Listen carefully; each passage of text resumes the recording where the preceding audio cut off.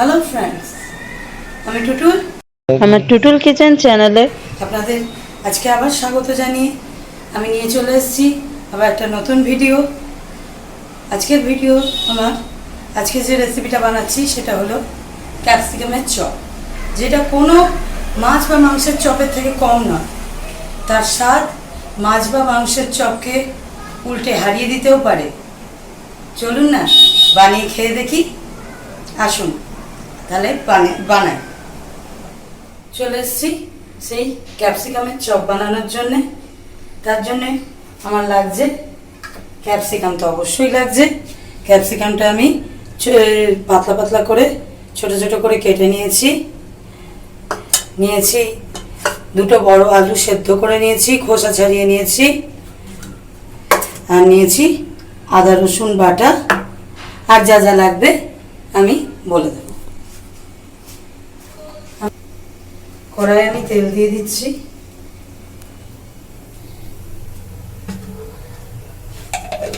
তেল দিয়ে এই ক্যাপসিকামটা আমি একটু তেলে কষে নেব, তাহলে কাঁচা গন্ধটা চলে যাবে।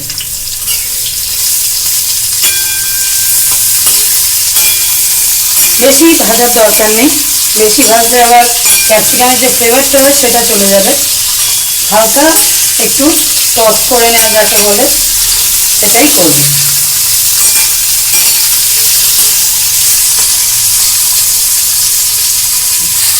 আমি কিন্তু এই যে চপের যে পুরটা আমি সর্ষের তেলে বানাচ্ছি।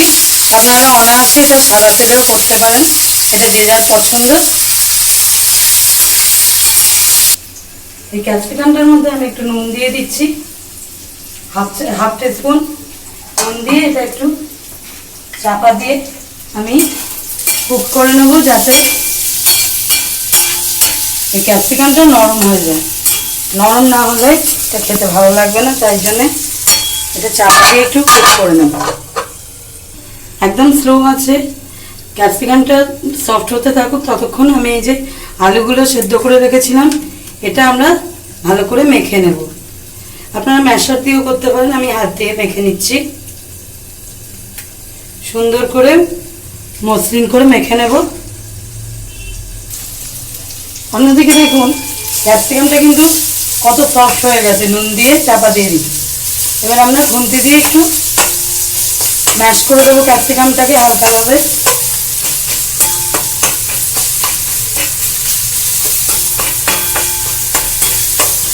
এইভাবে হালকাভাবে একটু ম্যাশ করে দেবো, ব্যাস এটা থাক। এবার আলুটাকে আমরা রেডি করব।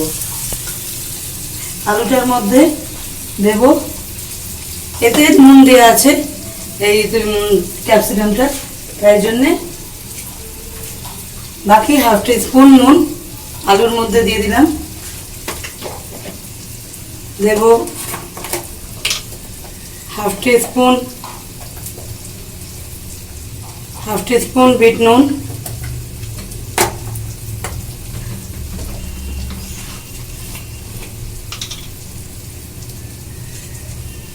দিয়ে দেবো হাফ টিস্পুন গোলমরিচ গুঁড়ো, ব্ল্যাক পেপার পাউডার।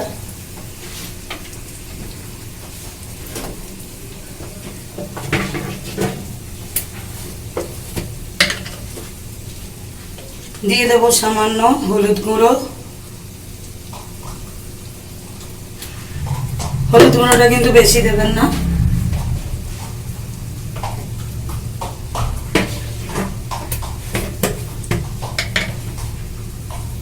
দিয়ে দেব 1 টিস্পুন লঙ্কা গুঁড়ো। লঙ্কা গুঁড়োটা যে যার টেস্ট অনুযায়ী দেবেন, কেউ বেশি ঝাল খায় কেউ কম ঝাল খায়, সেই বুঝে রেড চিলি পাউডারটা ইউজ করবেন। দিয়ে আবার ভালো করে মেখে নিতে হবে।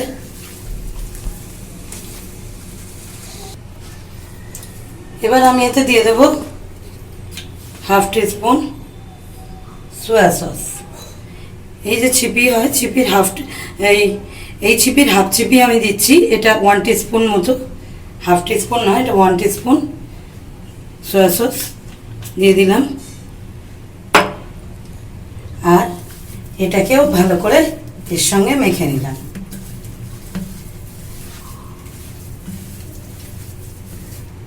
মেখে নিয়ে এবার আমি এটা ক্যাপসিকামের এই যে ক্যাপসিকামটা কষে রেখেছি তেলে, ওটার মধ্যে এবার আমি এই আলুটা অ্যাড করে দেবো।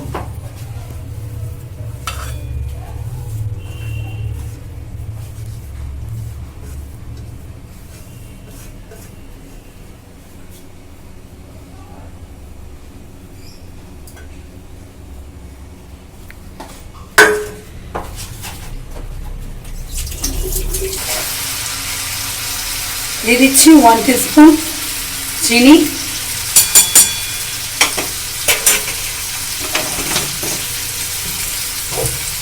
এবার এটাকে আমি খুব ভালো করে কষে নেবো আলুটাকে। এটা খেতে এত ভালো হয়, এত ক্রাঞ্চি টেস্টি হয়, এটার সঙ্গে চা কফি মানে কিছু বলা যাবে না।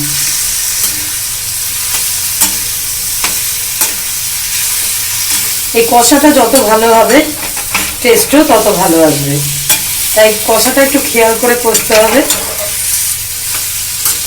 এবার দিয়ে দেবো এই আদা রসুন বাটার যে পেস্টটা আমি করে রেখেছিলাম, সেই আদা রসুন বাটার পেস্টটা দিয়ে ভালো করে মিশিয়ে নিয়ে আবার এটা কষবো। এই আদা রসুনের যে বাটাটা আছে, এটা কিন্তু আদা আর রসুনের মাপ সমান সমান আমি দিয়েছি। রসুন কিন্তু কম দেবেন না, এটায় আদা আর রসুনটা সমান যেন থাকে। আমার কষা মোটামুটি হয়ে গেছে। এবার এটাকে একটা পজিশনে আনার জন্যে এতে চপটাকে যাতে আমি সুন্দর করে তৈরি করতে পারি, তার জন্য এতে আমাকে দিয়ে দিতে হবে। আমি আপাতত 4 টিস্পুন ব্রেড ক্রাম এতে দিচ্ছি। এটা কিন্তু ব্রেড ক্রাম, এটা না থাকলে ছাতুও দিতে পারেন, কিন্তু তাতে রেজাল্টটা এত ভালো আসবে না। 4 টিস্পুন মতো দিলাম ব্রেড ক্রাম। এবার আমার প্রয়োজন অনুযায়ী আমি আবার অ্যাড করব অথবা করব না। দিয়ে ভালো করে আমি মেশাবো।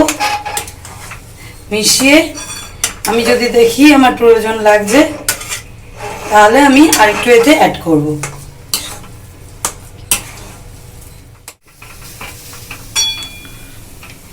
এবার এটা দেখুন আমার একদম রেডি হয়ে গেছে পুরটা। এটা আমি এবার দেব 4 ভাগের 1 ভাগ লেবু। লেবুর রস দিচ্ছি 4 ভাগের 1 ভাগ। আমার লেবুটা ছোট বলে আমি 2টো টুকরো ইউজ করছি, বড় লেবু হলে 4 ভাগের 1 ভাগই যথেষ্ট। আমি হাফ দিলাম, ছোট লেবু ছিল বলে।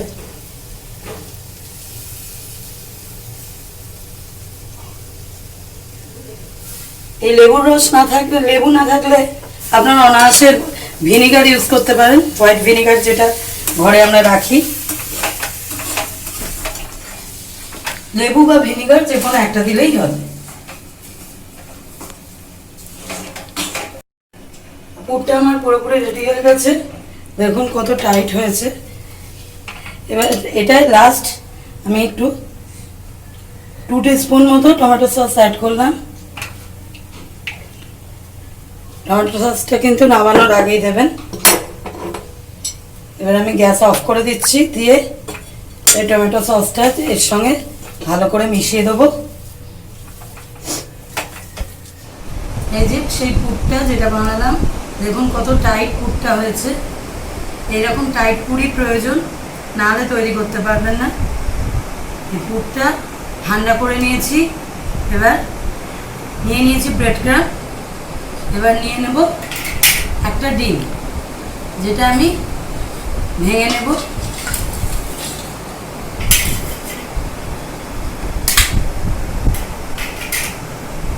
ডিমটা ভেঙে নিলাম।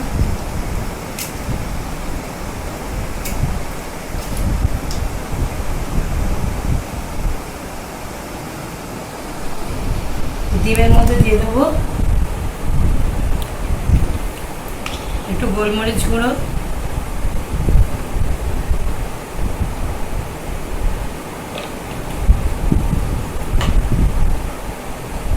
দিয়ে দেব অল্প একটু বিট নুন, খুব বেশি দেওয়ার দরকার নেই।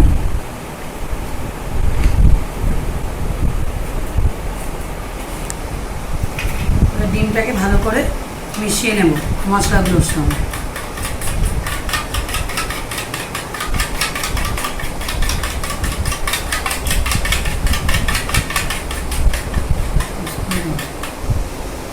এবার আমি এগুলো থেকে চপ বানিয়ে নেব, চপের আকারে তৈরি করে নেব। আপনাদের যে আকার পছন্দ, যে সাইজ পছন্দ সেই মাপে তৈরি করবেন। আমি স্ট্যান্ডার্ড সাইজে যেমন দোকানের যে কোনো চপ হয় সেই মাপে তৈরি করছি। এইভাবে গোল করে করে করে ডিমের গোলায় চুবিয়ে ব্রেড ক্রাম্বে রোল করে নেবেন।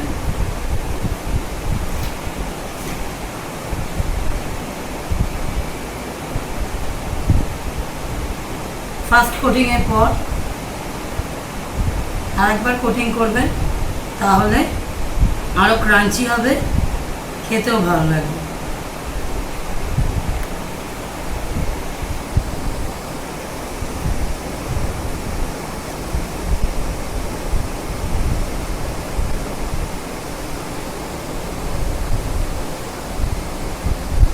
ভালো করে ব্রেড ক্রাম্বগুলো চেপে চেপে লাগিয়ে নেবেন, তাহলে গ্রিপ করবে।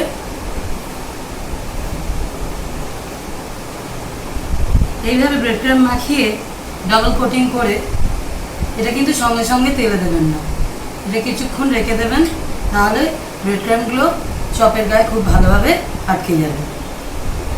এইরকম সুন্দর সুন্দর টেস্টি নানা ধরনের ইনোভেটিভ স্ন্যাক্স বা মেন কোর্স সব রকমের খাবার, সুস্বাদু খাবারের রেসিপি পাওয়ার জন্যে আমার চ্যানেলটা অবশ্যই সাবস্ক্রাইব করে রাখবেন। আপনারা যদি সাবস্ক্রাইব না করেন আমি কিভাবে আমার যত মনের মতো রেসিপি আপনাদের সঙ্গে শেয়ার করবো বলুন তো? আপনারা সাবস্ক্রাইব করবেন, আমার পাশে থাকবেন, তবেই না আমি আমার সমস্ত রেসিপি আপনাদের সঙ্গে শেয়ার করতে পারবো। আবার আমি আর একটা চপ ডিমেতে রোল করে ব্রেড ক্রাম্বে রোল করে নিচ্ছি।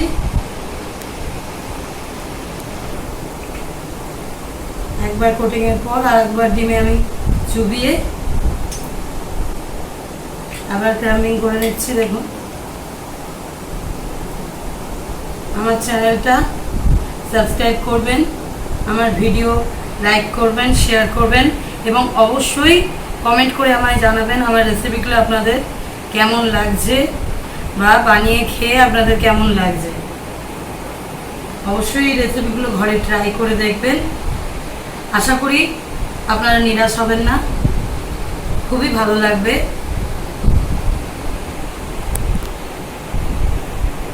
এইভাবে কথা বলতে বলতে আমার দুটো চপ বানানো কমপ্লিট। এইভাবে আমি সবকটা চপ বানিয়ে নিচ্ছি, নিয়ে এগুলো ভেজে তারপর রেডি করে ফেলবো। তেল দিয়ে দিচ্ছি কড়াই, সাদা তেলে ভাজছি আমি, আপনারাও কিন্তু এটা সাদা তেলেই ভাজবেন।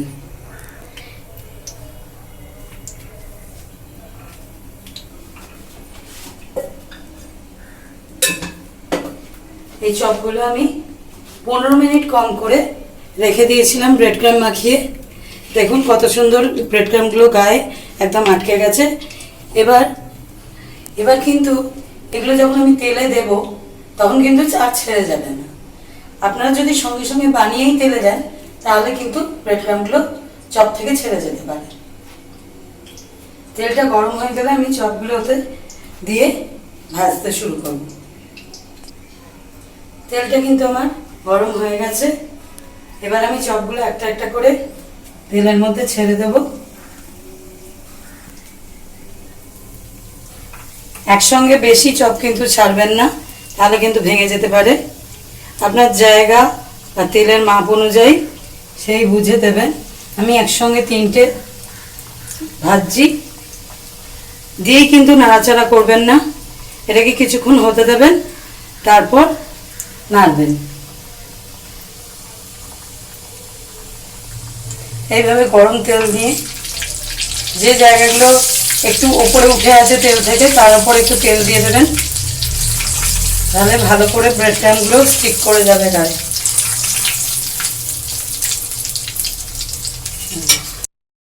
দেখুন কত সুন্দর আমার চপগুলো ভাজা হচ্ছে, লাল লাল কিন্তু রং ধরে গেছে, একদম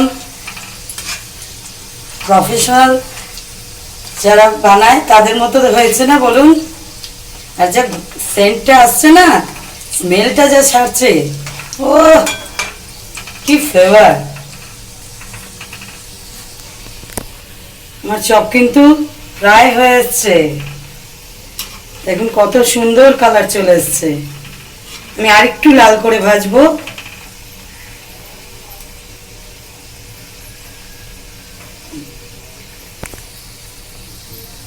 ভাজা কমপ্লিট, এবার আমি প্লেটে তুলে নিচ্ছি।